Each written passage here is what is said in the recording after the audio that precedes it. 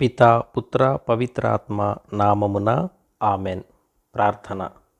దేవా, మేము చేసిన పాపములకు గాను మేము పాప పశ్చాత్తాపమును పొందుకొనున్నట్లు మా హృదయములను పరివర్తన కలిగిన హృదయములుగా మార్చి మీ విశ్వాసులమైన మమ్మందరినీ మీ అనుసరణలో నడిపింపచేయుము.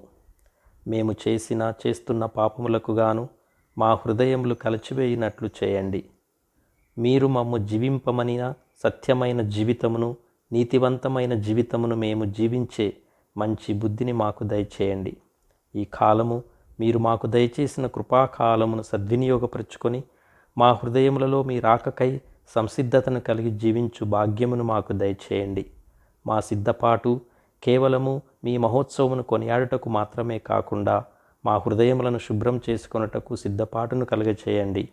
ఇప్పుడు మాకు ఉన్న మంచి అవకాశము ముందు రోజులలో మాకు దక్కకపోవచ్చు అని భయము కలిగి మీ ఎడల అమితమైన ప్రేమతో, భక్తితో, విశ్వాసముతో మేము సిద్ధపరచుకొను ఆత్మసాక్షిని మాకు దయచేయండి.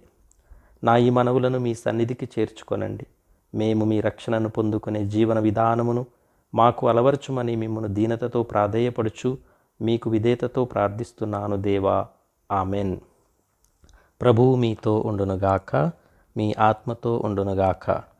సర్వశక్తిగల సర్వేశ్వరుడు పితా పుత్ర పవిత్రాత్మ మిమ్ము ఆశీర్వదించునుగాక. ఆమెన్.